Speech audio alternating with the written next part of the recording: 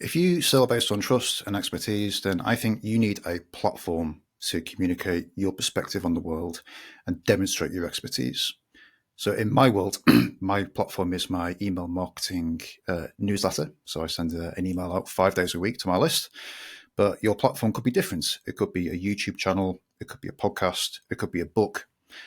Of that list, I think that podcasting is perhaps the easiest one to get into because most people find it easier to talk about their work and talk about what they do than to write about it.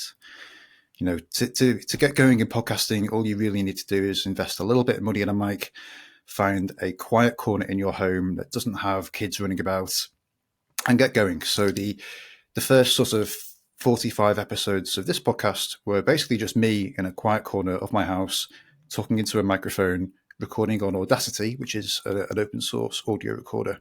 So it's quite easy to get going. Once you get going, and once you've got a few episodes in the bag, you realize that the podcasting rabbit hole actually runs deep. Yeah, there's a lot of questions about tech. There's a lot of questions about how do you kind of level things up a bit. So I'm pleased today to have James Marriott on the call. So James runs a podcasting agency also in Sheffield, and I met James for a coffee a few weeks ago before Christmas. And we got talking about something called purposeful podcasting. And that term really caught my attention. And I think for me, the idea of purpose is that, we're not just starting podcasts and sending emails to make more noise. It's always to achieve a goal. It's always to move your audience forwards. So I thought it'd be great to have James on the podcast today to talk about this in more detail. So James, welcome. Thank you for having me. It feels very strange being a guest on a podcast rather than hosting a podcast. So I hope you're going to be gentle with me, Rob. I will try. Perhaps just for anyone listening, you can just share how you got into podcasting and what you do today.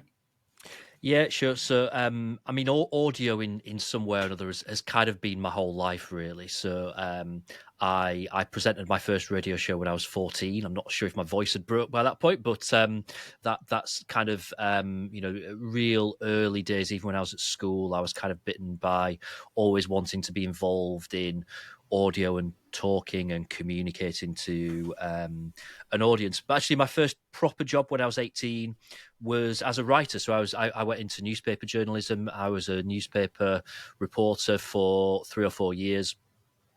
But through that, always knew that I wanted to get into audio. I really loved audio still. I was still obsessed with listening to the radio. So when the opportunity came up to move into broadcast journalism, I did that. So I moved into working in radio when I was early 20s, and then built myself a bit of a career in radio, starting off as a journalist, newsreader, went into presenting.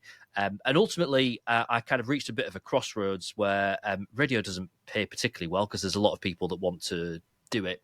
And I realized that if I wanted to make any kind of decent living out of radio, I'd probably need to move into management. So the opportunity came up to make that move. So I did that, and I went into radio management, looking after a team of presenters and journalists. And that was fine. I enjoyed that for many years. But the kind of the side effect of that was that I was no longer on the radio, which is what I fell in love with the idea of being on the radio. And this is kind of what mid-noughties, kind of towards the back end of the noughties, and around this time, fairly in the UK, fairly newfangled thing called podcasting was kind of taking off, and I got wind of it, and I was actually invited to be a panelist on someone else's podcast, on a football podcast about the football team that I support. And did that, and literally the first time that I was ever a guest on a podcast, I thought, there's something that's a little bit special about this. This is exciting, and I couldn't really figure out what that was at the time, but just remember kind of being grabbed by podcasting at a very early stage when it was just taking off. So I did that for a while where I was a panelist on a podcast, and then launched my own podcast, and then launched another one, all the time while still kind of doing the day job in radio. And things built over a period of time, and I kind of reached the point where I realized I was actually more passionate about podcasting and enjoying what I was doing in the podcasting space more than I was enjoying radio. At the same time, could kind of see the way that certainly the commercial radio world was starting to move, that it was getting a bit smaller, it was shrinking. I was seeing lots of colleagues who were very good colleagues who were losing jobs because there just wasn't enough within the radio space to be able to support people. So ultimately, I got the opportunity to go and work at a podcast company, and so big bold move, left radio to go and work full time in podcasting. And did that for a while, and actually it never quite felt right. Something was still not quite right with me, and I realized actually that I was sort of ready to do my own thing. I was ready to start my own thing. I had to be pushed. I was made redundant, but that was the thing that kind of everything sort of fell together. And this was late 2019, early 2020, when I thought, right, I'm going to do my own thing. As always happens with people that have worked in radio at any point, you never. It's like when people say that they've stopped smoking, and actually you're just a smoker that leaves a very long gap between cigarettes. When you leave radio, you never really leave radio. So at the same time that I launched my own business, I also went back into doing some radio freelance work, which was awesome. Got to work for some really good national brands, which I hadn't done before. So, working on the likes of Capital and Heart and Smooth, and some really exciting radio stuff, whilst in the early days of setting up my own business, which happened to be at the beginning of the pandemic as well. So that was quite challenging. And then things have kind of grown from there, really, in terms of really growing, developing my own business as I've really started to understand what purposeful podcasting is. Kind of a phrase that I made up, but as I've started to understand what that means, has kind of coincided with really understanding what I do and what my business does, and how we really help people and the kind of people that we work with, in terms of just differentiating it slightly from this overarching kind of idea of podcasting, which has become quite a big beast over the last 20 years. How would you define purposeful podcasting then? It was interesting, actually, during your introduction there, Rob, where you kind of talked about the barrier to entry into podcasting is quite low. And I would say you probably don't even need to invest in a mic, because you can pick up, if you've got an iPhone, you can pick up that, go to your voice notes app and just start talking into that. And the quality is all right. It's decent. No one's going to say that's terrible, I can't hear what you're saying.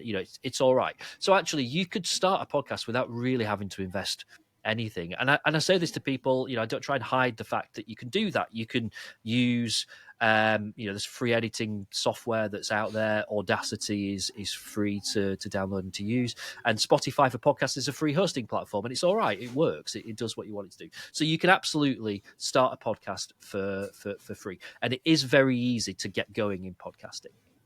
But I think it's also very easy to do it badly. And for me, when I take a step back and look at, the podcasting space has got so much bigger over particularly the last 4 or 5 years, and look at that space as a whole, I would say probably 90% of podcasts are just not that great. Some of them are really poor. Some of them are all right, but they just don't really know why they're doing what they're doing. They literally thought, I'll just pick up a mic, I'll pick up my iPhone, I'll start talking. It's dead easy. But there's no purpose behind it. And that's where I arrived at this idea of purposeful podcasting is kind of like a subcategory that I've sort of made up, but it makes sense to me. Hopefully it makes sense to other people. It's about people that don't want to just do it to tick a box and go, brilliant, I'm doing a podcast, aren't I? Fantastic. It's about people that really understand what it is that they're working towards, what it is that they're trying to achieve on a wider scale.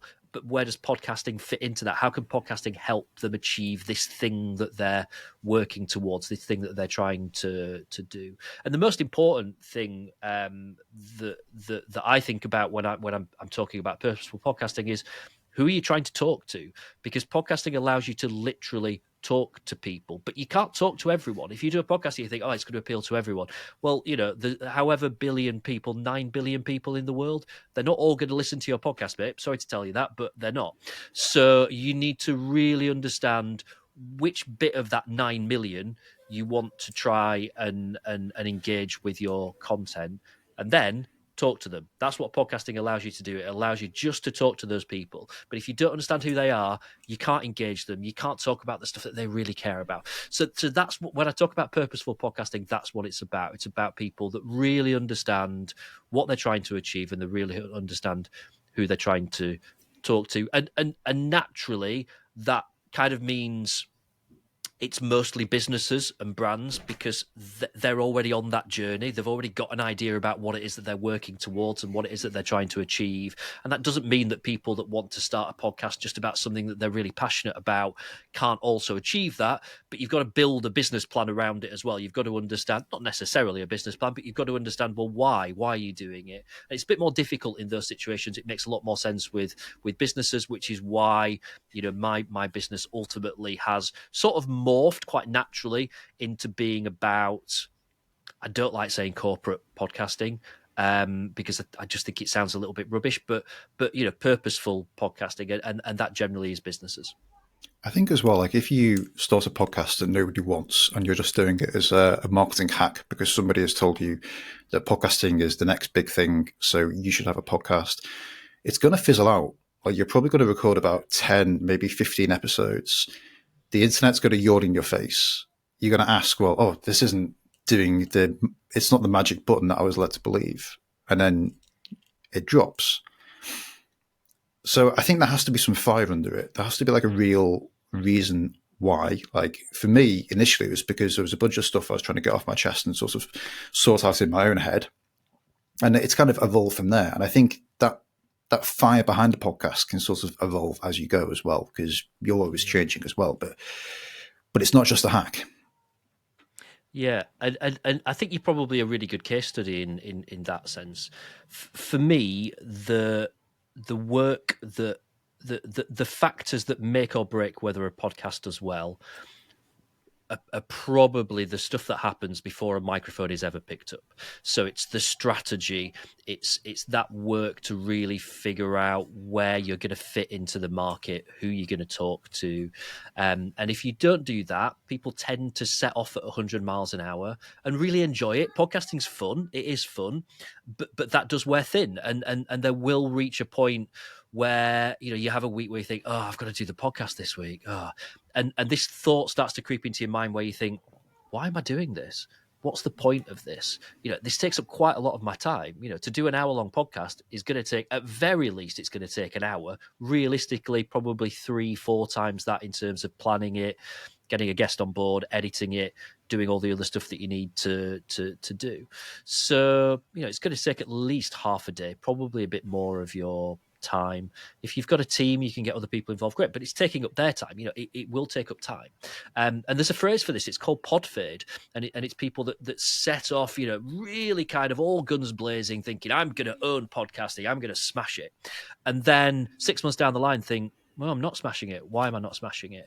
And normally, not every time, but I think in the majority of cases, you can trace it back to there was no logic before you set out. You just wanted to have a go at it and just do it. And there's this saying, isn't there, that, you know, done is better than perfect. And I think in a lot of areas that's true. I don't subscribe to that from a podcasting point of view, because it's so easy. You know, I talk a lot about this 90% of podcasting versus the 10%. It's so easy to end up in that 90% if you just think, oh, I'll just do it and I'll learn as I go, and I'll adapt and I'll change and stuff. But you know, if you start out without that real clear strategy about what you're trying to do, where you're trying to get to, you're going to struggle to get out of that 90%. I feel like you're almost trying to feed people broccoli. It's like people want chocolate, people want sweets, people want fast results. You're here saying, no. It's not about the creative. It's not about, you know, getting a better mic or whatever the sweet thing is that they think they're looking for. It's about the broccoli. It's about the understanding your audience, focusing down on the message, deciding what you're trying to communicate to them, deciding what the transformation is from the people listening to the show. It's like, well, that's quite a lot of work to do, but perhaps that's the message that people need to hear. It's you know, it sprouts in June, isn't it? It's not what people want, and I get a bit frustrated sometimes because, you know, the podcasting's grown massively. And there are people that say, oh, do this 2 hour course and you'll be ready to launch your podcast, or do this and do that and you'll be ready. And people want that quick answer. And I mean, it kind of works in terms of the fact that you will be ready and you'll be able to launch a podcast, but you're going to be in the 90%.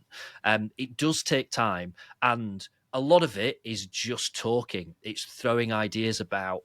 It's really trying to figure out who's the audience for it, because it's we call it podcasting because that's the name that was given to it in 2004, but it's having conversations. It's not having conversations wasn't invented in 2004. We've been doing this for a long time.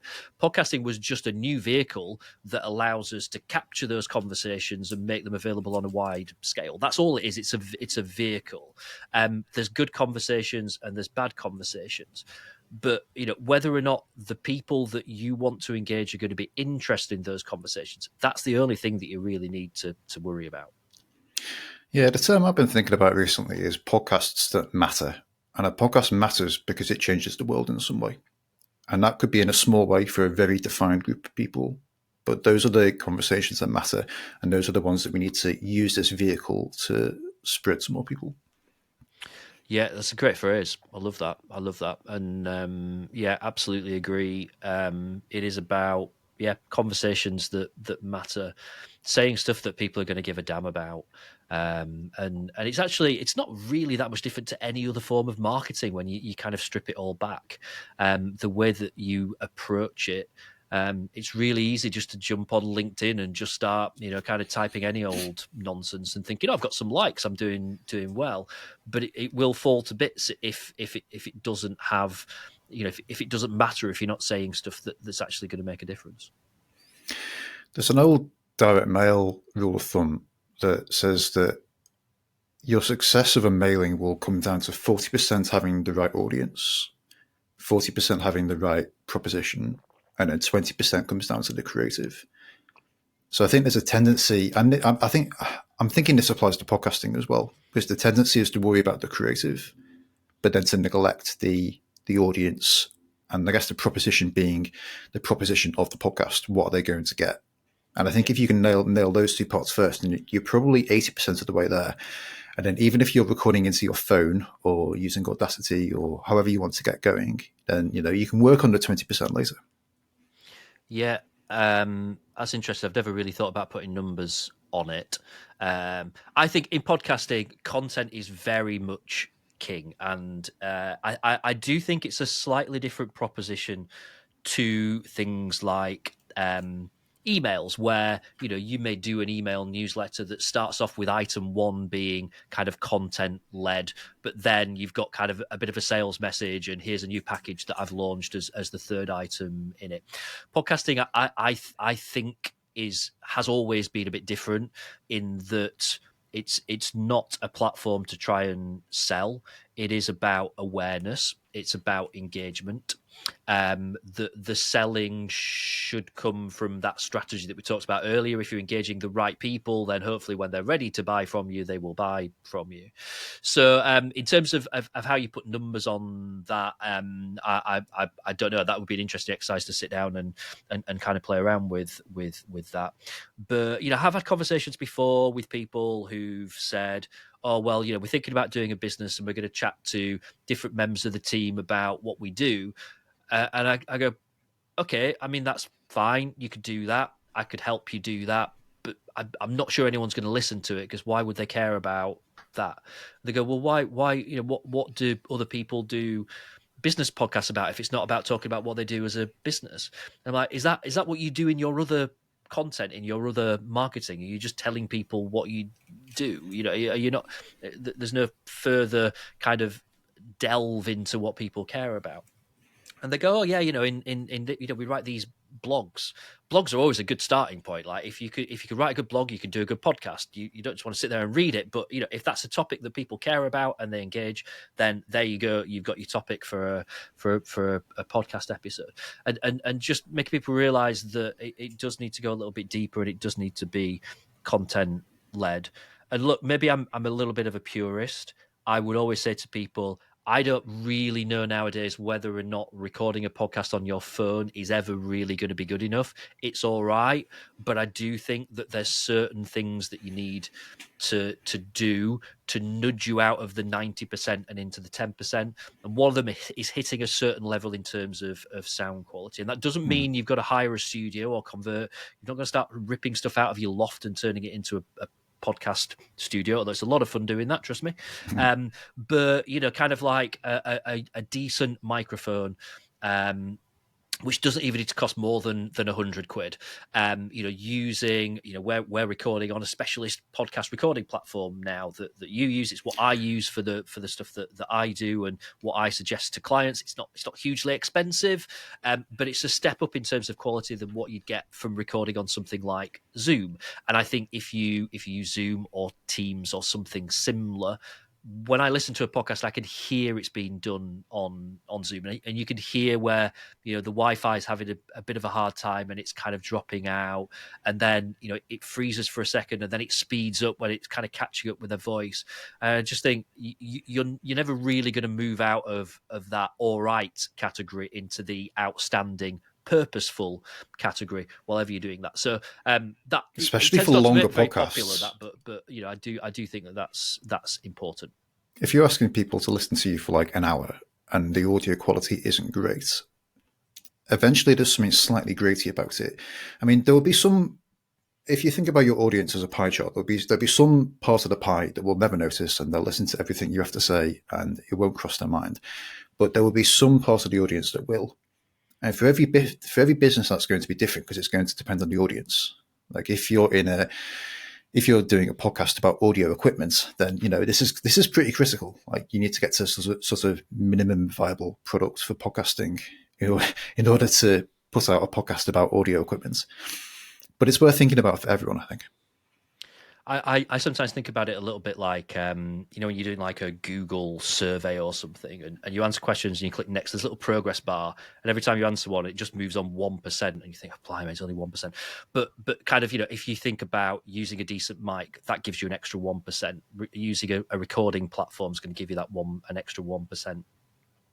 I always say to people find it quite confusing, but I always say, make sure that whoever's involved in that online podcast recording is wearing headphones, because I don't want to hear your Outlook dinging, and I don't want to hear your Slack going crazy during a recording. And you can, firstly, for the sake of an hour, you can close that stuff down. Doesn't matter if people can't email you for an hour.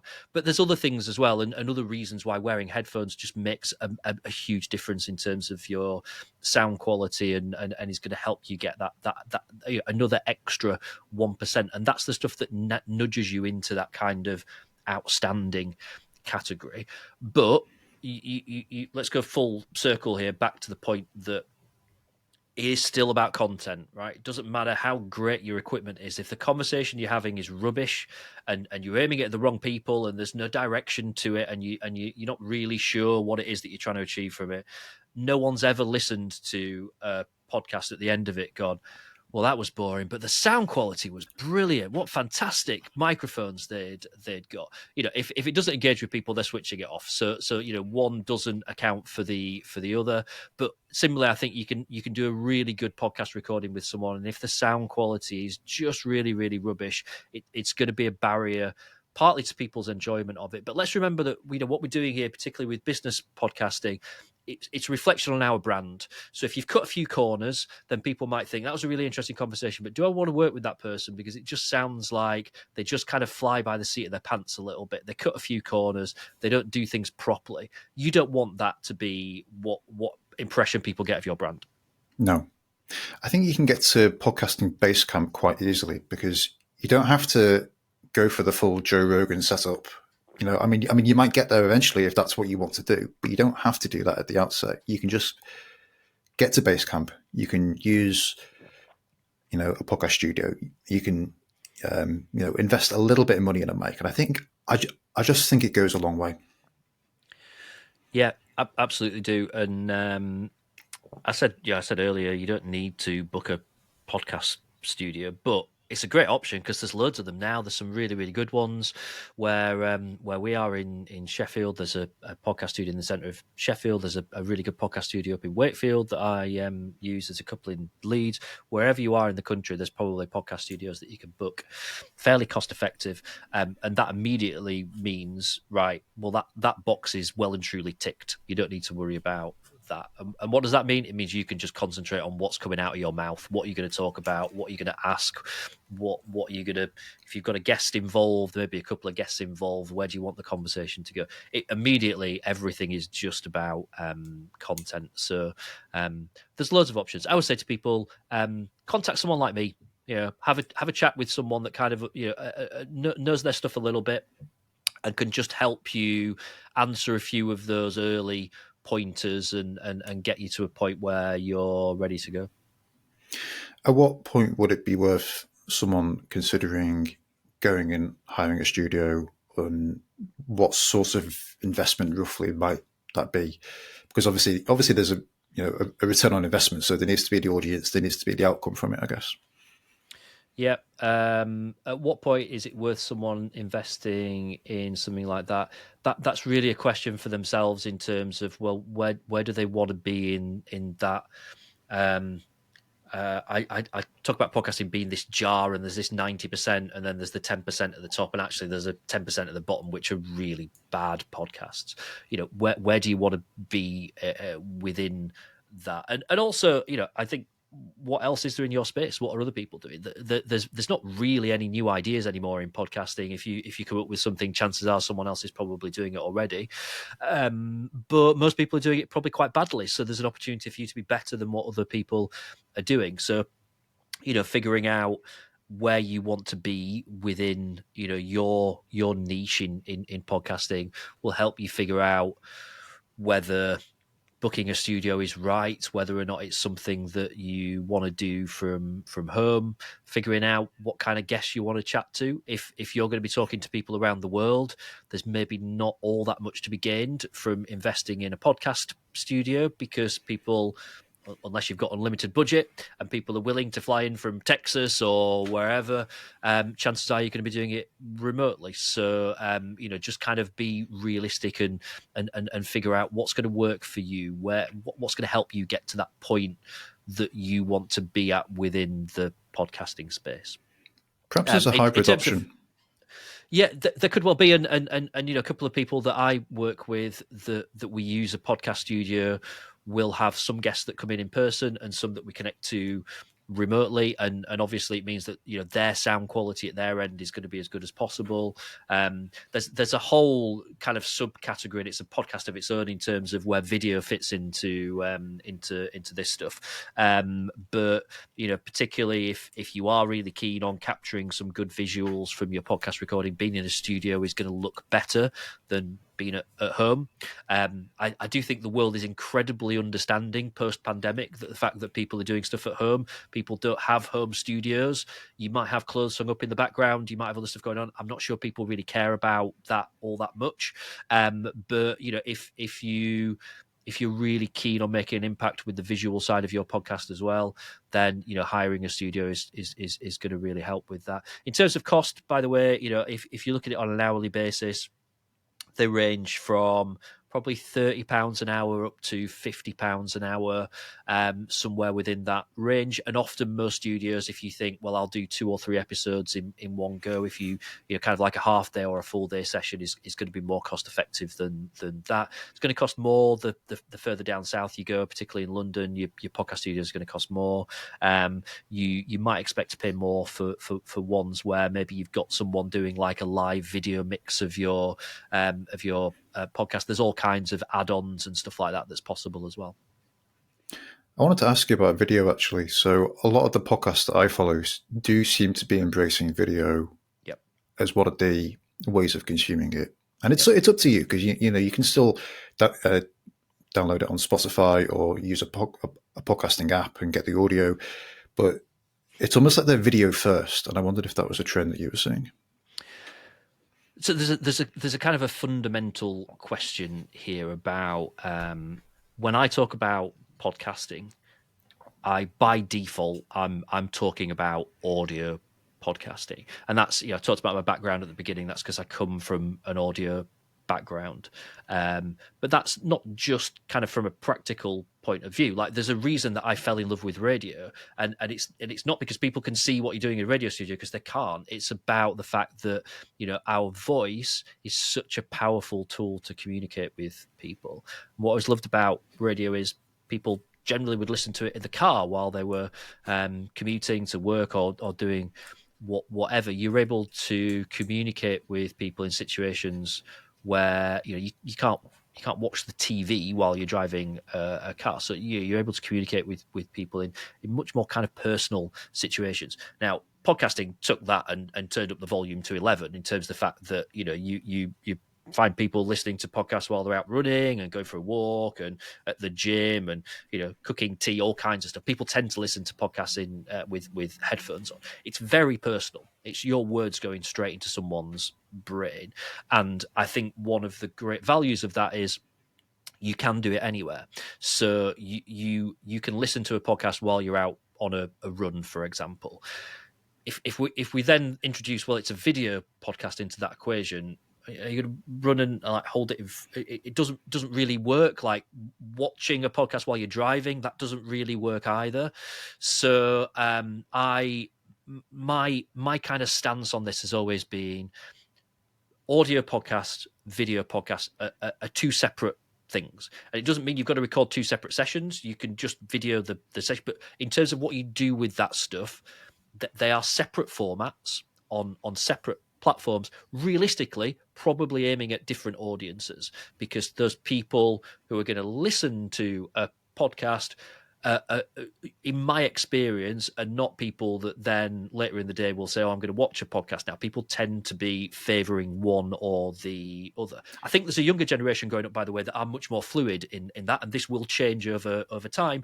But as things stand right now, the kind of people that will watch a podcast on YouTube are a different sort of audience to the one that will listen to a podcast on Spotify or on Apple Podcasts or something like that.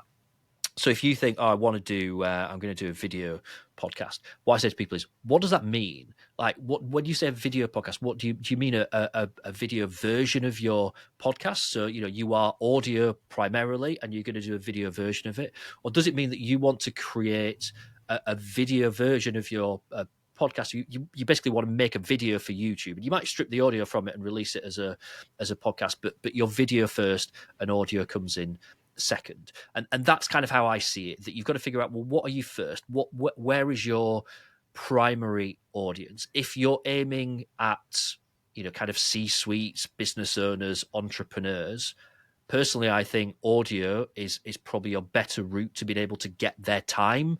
They're more likely to go, well, I can listen to your podcast while I'm at the gym, but I can't, you've got to stop what you're doing to watch a podcast. You can't do something else while you're doing that. So you're asking quite a lot of people's time to completely give up everything else that they're doing to engage with your video podcast on YouTube. So it's understanding those differences and figuring out where you want to be on that. It's almost like it's like a range, and it's figuring out where you want to be on that sort of spectrum. That was the word I was looking for.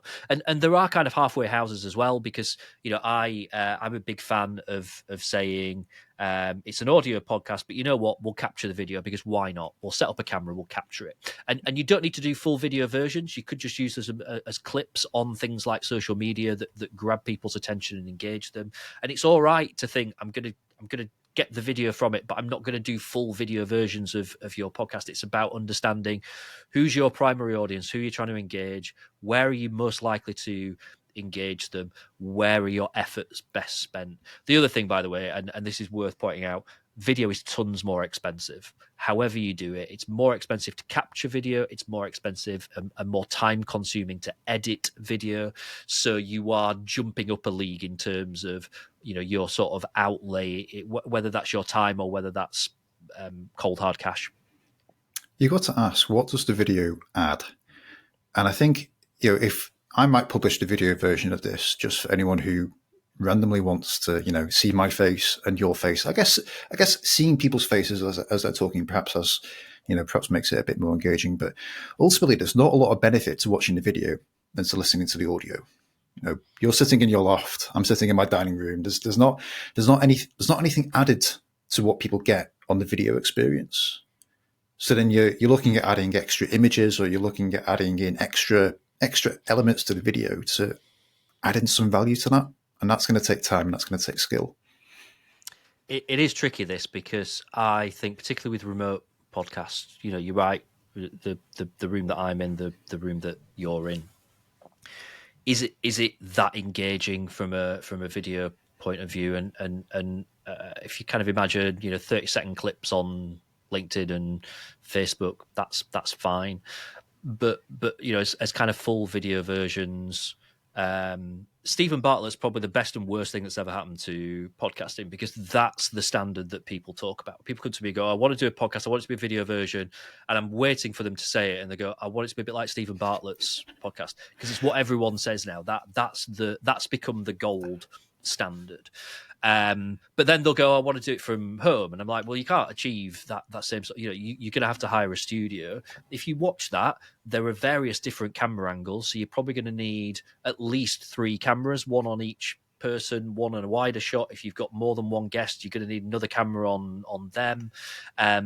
You're probably going to need a little bit of B-roll, so that's going to need someone that can source that B-roll material, or you're going to have to go to that, you know, whoever the guest is, you're going to have to go to their workplace for half a day and capture some video of them doing what they do or something. If you really want to hit that standard, that's a huge amount of work. And most people, when you actually have that conversation, go, I might just do the audio, actually. Let's talk about that. I'm like, okay, that's cool.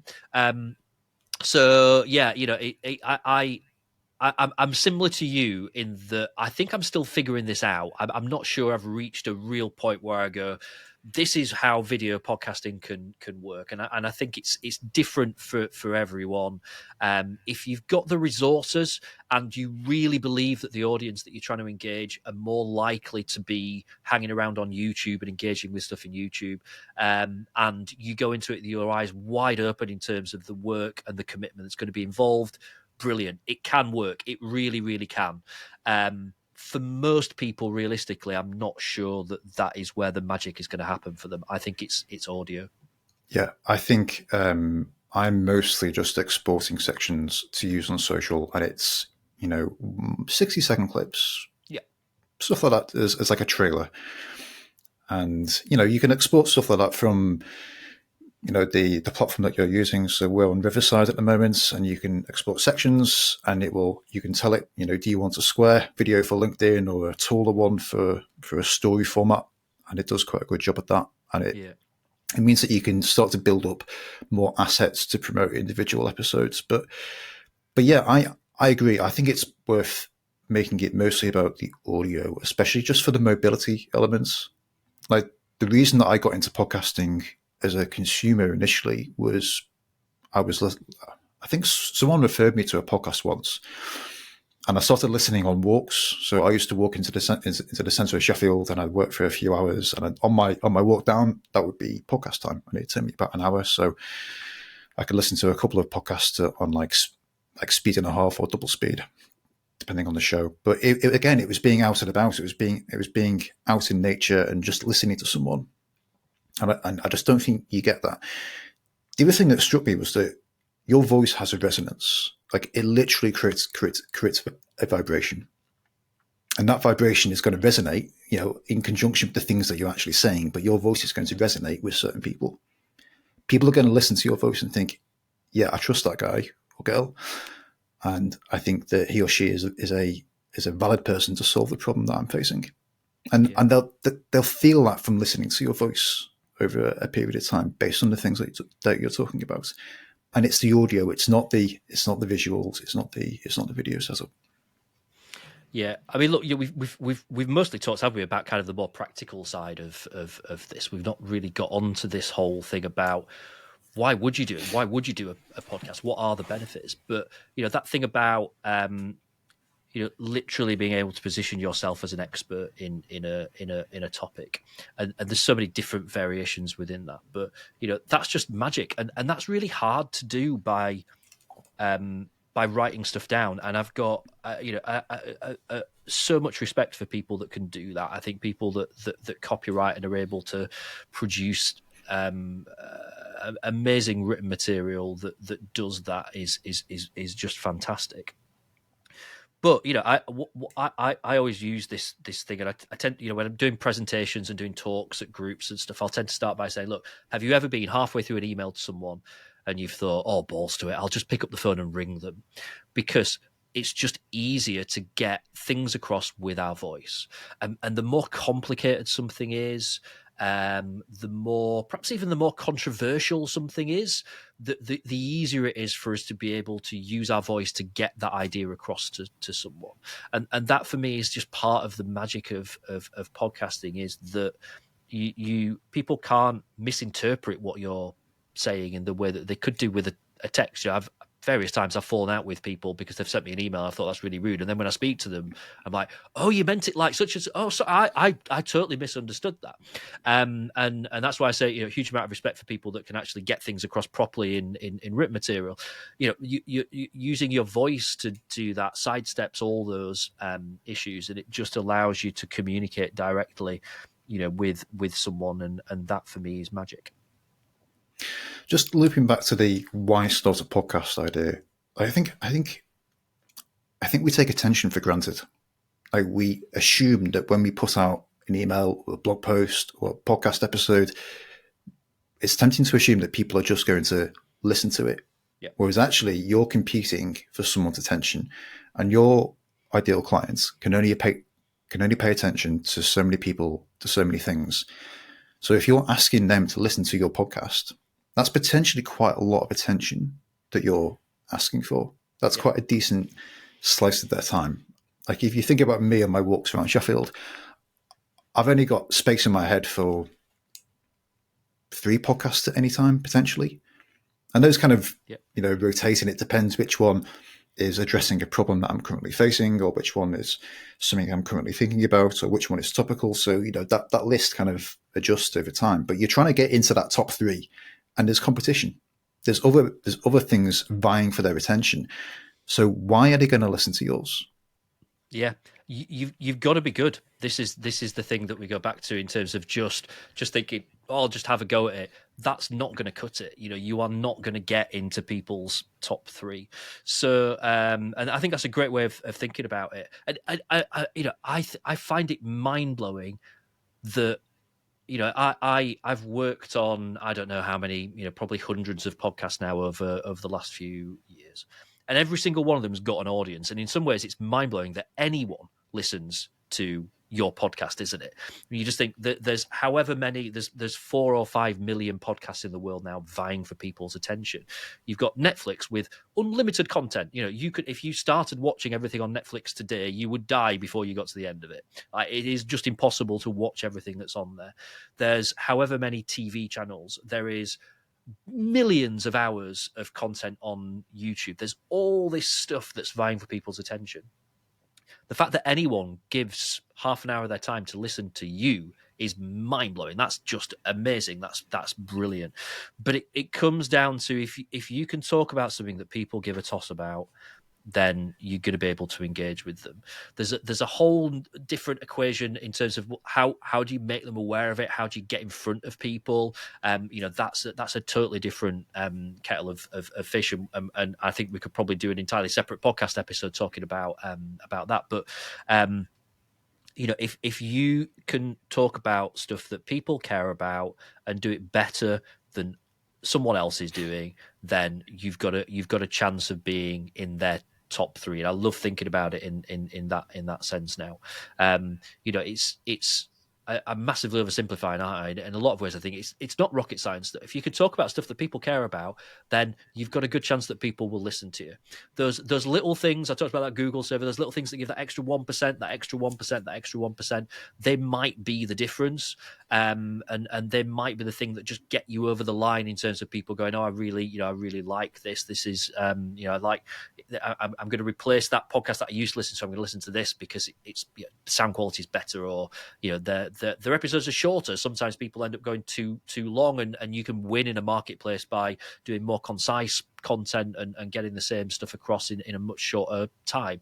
Whatever that looks like, whatever that opportunity is for you to just blow other people out of the water.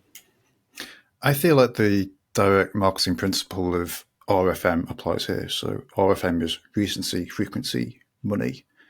So what that states is that if you're marketing to your list, the most likely person to buy is the person who opened your emails the most recently, followed by the person who opens your emails the most frequently, followed by the person who spends the most time reading your emails. And I think we could apply this to podcasting. It's like, in terms of the value that you're providing to your specific listener, and you've done the groundwork at the outset to identify who that listener specifically is, because it's not everyone. How recently have you provided value? How frequently do you provide value? And that could be frequently across the episode. If you're asking someone to listen for 45 minutes, is there an insight, a good level of frequency? Money would then be, what's the total amount of value that you're providing? And I think if you can think of it in those terms, then, you are going to get attention. Like, people are going to listen, but it does take a bit of work. It takes some thought and it takes some planning. Yeah. I think, honestly, the most difficult thing is to get people to listen to one of your episodes. I think if you can engage people with one episode, then you've probably done the hard work. And it's fine if someone does listen to something that you've done and at the end of it goes, well, that was all right, but it's not for me. There's no point trying to con them into being a listener, because they're never going to become a customer. They're never going to engage with you on any kind of deeper level. Let them go. But if you can get it in front of the right people, if they can listen to one and think, I like this. I've learned something from this. And this is why I'm a big fan of saying you should, ideally, most people should launch a podcast with probably 6 episodes on day one, rather than just one episode. Because if someone listens to one and engages with it and goes, all right, I'll listen to this one as well. If someone listens to 6 of your episodes in half a day, that's it. You've got them. You can do whatever you want with them, right? You've got to get the messages right and your calls to action to lead them through to signing up for your email list, or to lead them through to engaging with you in social media. They might not be ready to spend any money for 6 months, 12 months, 18 months, whatever, but they trust you. At that point, they like you, they trust you, you've done the hard work, the magic's happened. That's the Netflix principle, isn't it? If you watch Absolutely. the first 6 episodes of a series, then they know that you'll probably watch the next 30. We live in a bit of a binge culture now, don't we? And the idea of people saying, oh well, if I say a new episode in 2 weeks, I'm like, people don't want to wait 2 weeks. Just give it to them. Just give it to them now. Don't spread things out over time for the sake of it. What I actually say to people is, do 6 episodes at the beginning, release them all on day one. But the way that you market them, you can spread that over time. If you want to get maximum value from your social media, you can make it look like you release a new one every 2 weeks. But when someone finds one, make sure there's other stuff there for them to listen to, because, if they binge on you, then, that sentence, if they binge on you, well, that's brilliant. How could there be a downside to that? It's almost like you're putting out a banquet, isn't it? And you're inviting people in, rather than a snack, yes. And they can navigate however they want through the banquet, and not everyone is going to eat everything. But the mere fact that you've invited them into your space, you put on this banquet, that is part of the kind of positioning aspect of placing you at the top of the mountain. Yeah, it's about engagement, isn't it? And if you can engage people on a level where you really have their attention, and whether that is podcasting, it doesn't really matter what it is. If there's something that someone engages with you and gives you their time, their attention, you've done something right. You've won on some level. There's other things that need to be in place for that to be effective and for it to work, but you're if you get someone into your banquet, you've done the hard work. You've engaged them. You've got their attention. The last question I wanted to ask you actually was about gathering feedback from your listeners, because podcasting can feel like a bit of a black box where it feels like nothing's happening. And then all of a sudden, a new client lead will come in and they'll be like, oh, yeah, I listened to 15 episodes on a flight. And now I'd like to work with you. So it does work, but often the feedback is quite difficult to get. And I wondered if there was anything that you were doing to kind of gauge feedback from people. Yeah. So It's probably an unpopular opinion within podcasting. I think that podcast kind of stats and the way that podcast success is measured, I think is fairly poor. Mm. The go-to has always been just cold hard numbers, and I kind of hate that, because the way that podcast listening stats work is that a listener is quite binary. A listener is either a 1 or a 0. It's not, you don't get good listeners and bad listeners in podcasting. You just get listeners. So you're told, 30 people listen to your episode, 300 people listen to your episode, 3,000 people listen to your episode. And people that get 300 work towards saying, I want to get 3,000. And I say, stop, hang on. Why? What's wrong with those 300? What are you doing with them, first of all? And where do the other 2,700? Who are they? Where do they come from? Why do you want that extra 2,700? Do you want another 2,700 clients? Have you got capacity for that? No, you haven't. Well, actually, maybe we concentrate on that 300, and trying to change people's mindset from this brute force about must be as many numbers as possible, got to get as many listeners as possible, and change that mindset to it's not about that. It's about the right listeners, and that might be 30. It might be that 30 is the perfect audience for your podcast. If those 30 people are the right people, forget about this. Oh, I want to get as big an audience as possible, and start thinking about getting the right audience that give a damn about what it is that you're producing, that give a damn about your content, that give a damn about you and what it is that you're doing and what it is that you're selling. So what that really looks like is building an individual equation for every podcast in terms of, well, actually, how do we measure success then? Because, all right, let's concentrate on getting these 30 people, right? Which most people say that's a really modest audience for a podcast. Doesn't matter though. If those 30 people are enough for you to make a success of it, then that's brilliant. But how do we then measure that next bit? So it's, what are those 30 people? Are they now on your email list? Have they now booked a call through your Calendly? Have they done that next thing that moves them that little bit closer to where you ultimately want them to be? So there's building an equation that is unique and is different for everyone. There's no quick fix to this. It's all the way back to the beginning of it, where I said, the work to set up a podcast is not easy. So people will tell you there's a quick fix, in the same way that I get messages on LinkedIn every day from people going, oh, I'm a podcast marketer and I can get you 300,000 listeners to your podcast overnight. And I just reply going, why? Why do I want that? Why would I want 300,000 randoms that don't give a toss about what I do? They don't care. They're not going to spend money with me. It's pure vanity. So avoid slipping into that vanity trap. Take a step back and build an equation that makes sense for you, for what you want at the end of it. Start with that end in mind. And the end for most people is going to be more business, isn't it? It's going to be more clients, it's going to be more money coming into your bank account. Work backwards from there and figure out how do I make podcasting work for me, and what are the genuinely useful KPIs to monitor, because it won't just be pure numbers. I think we're back to feeding people broccoli again. So people are after huge listener stats. That's like the crack of marketing, isn't it? Whereas actually we're saying, no, you don't need that. What you need is a tribe, and your tribe might be 30 people, but your tribe are going to support you, support your work, start, your movements or whatever change you're trying to enact for your clients. They will enable you to do that.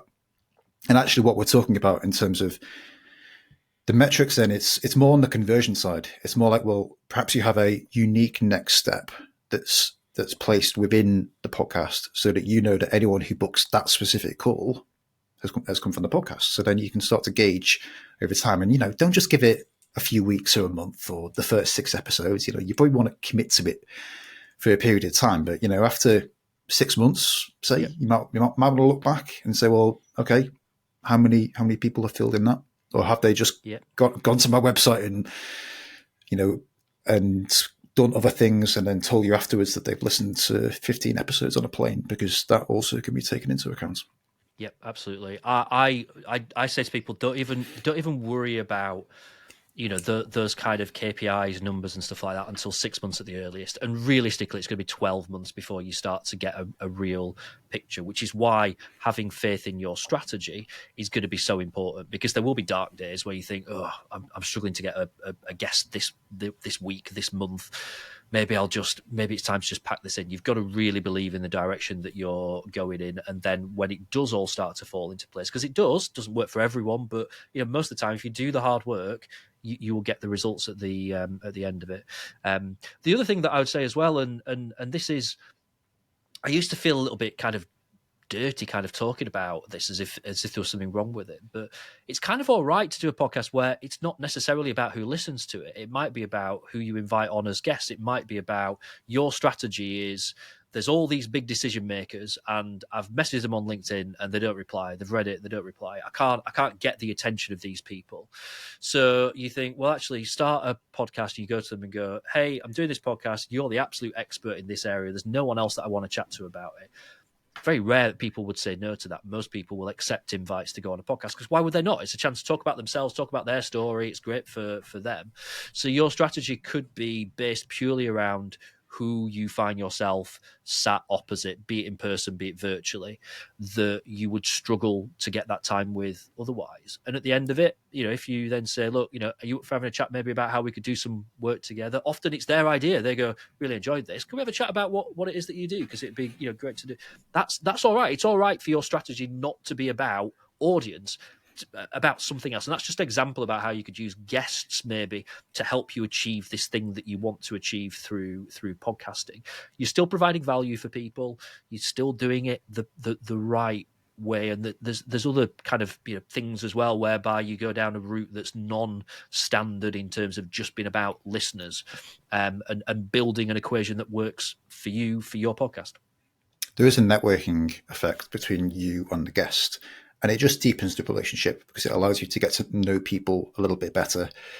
And it's almost like you wouldn't go into business with someone until you've had at least a few coffees with them, and it's one of those coffees basically. Absolutely, yeah. Great. This has been great, James. How do people learn more about your work and get in touch?